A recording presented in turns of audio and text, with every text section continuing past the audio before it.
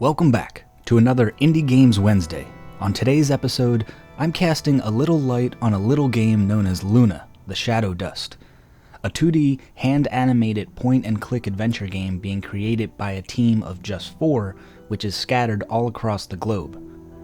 That team, with members in China, the UK, and Canada, is known as Lantern Studio. And after a successful Kickstarter campaign, the company is nearing the release of their first game.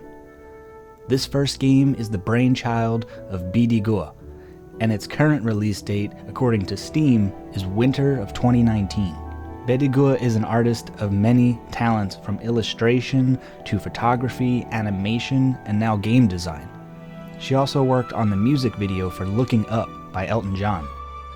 On that video, she utilized her skills in animation, and it's that same skill that caused Luna the Shadow Dust to pop out to me. The animation method used consists of 12 frames per second, where each frame of movement is sketched by hand and later colored in. This method gives a look and feel similar to anime or old Disney films before they switched to CGI. It's a style which is becoming increasingly rare to see nowadays in movies and TV shows, given its time-consuming nature, as well as its cost compared to other methods of animation. And in video games, the style is extremely rare. Cuphead, released in 2016, is another notable game which utilized a similar animation method of hand animating each character and background frame by frame. This form of animation is unfortunately becoming more and more scarce, so it's nice to see creators keeping these styles alive while major companies leave them behind. Luna the Shadow Dust keeps this animation style alive in its gameplay, but also in its beautifully animated cutscenes. One moment you're solving puzzles, but the next you're watching an animated movie with all the love and care put into a full-blown film or television series. Bidigua used this same method at the University for the Creative Arts in Maidstone in the United Kingdom, where she received a bachelor's in animation. In her final year there, she created a short film called The Plentyloon, which followed a man who piloted the moon around Earth. The film focused on the man's long-distance relationship with his family. This short film later became the inspiration for Luna the Shadow Dust, and the game features many similarities with the short film. The most obvious being the animation style, as well as Luna, which refers to the moon.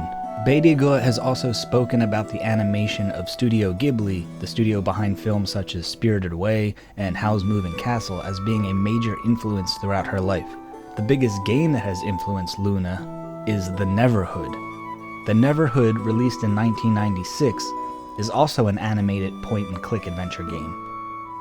Unlike Luna, however, The Neverhood is created using claymation or stop-motion animation.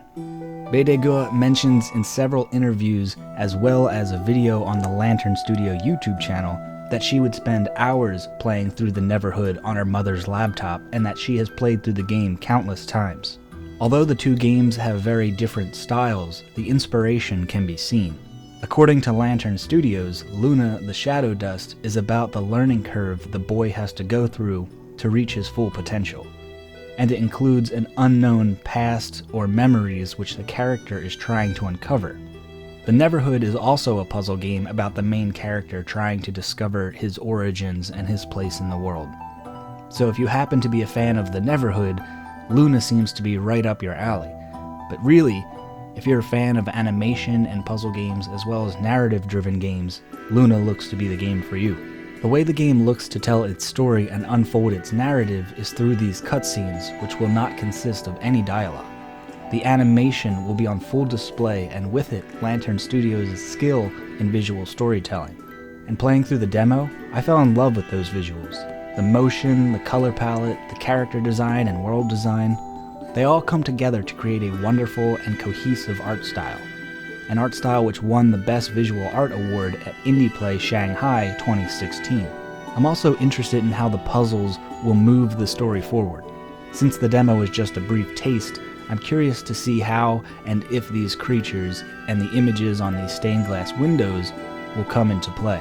It seems as though the puzzles in Luna will not just be stepping stones from one cutscene to the next, but rather will be continuously developing the story and the world. Something of note is that many of the puzzles use color clues in order to be solved.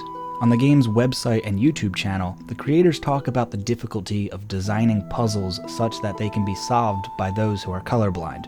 The color palette needed to be changed in order to make the game playable for players with all types of colorblindness. And it's nice to see Lantern Studio putting so much effort into making the game playable to as many gamers as possible. I applaud them for taking the time to think about these players, when they could easily have just overlooked the issue.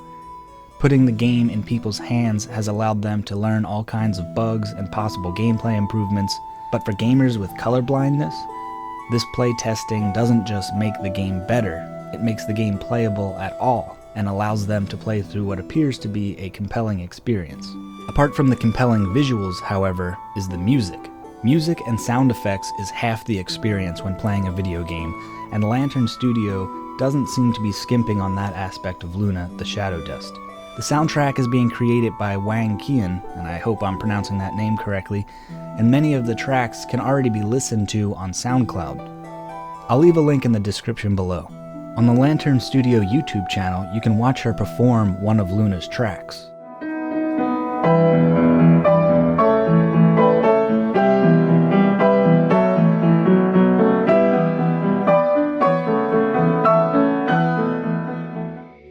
The music has a wondrous and contemplative sound. It makes me long for adventure and discovery. It's difficult to explain, but it just seems to fit a dark world lit by candlelight or a lantern. I think that means Wang Qian is doing her job very successfully. So far, it seems the entire Lantern Studio team is doing a fantastic job at creating something beautiful. The demo has certainly done its job by making me intrigued, and I can't wait to play more. I want to see more of this beautiful art style, I want to listen to this story being told, and to experience it all to its wonderful soundtrack. As always on Indie Games Wednesday, I wish this small team the best of luck, and I suggest you follow along with its development. For more artwork from Bedegua, visit guabedi.com. I'll leave a link in the description below. And for more about Luna the Shadow Dust, you can follow the game on all the various social media sites. Also, check out the YouTube channel for interviews and updates from the game's creators. Anyway, that's all for another episode of Indie Games Wednesday.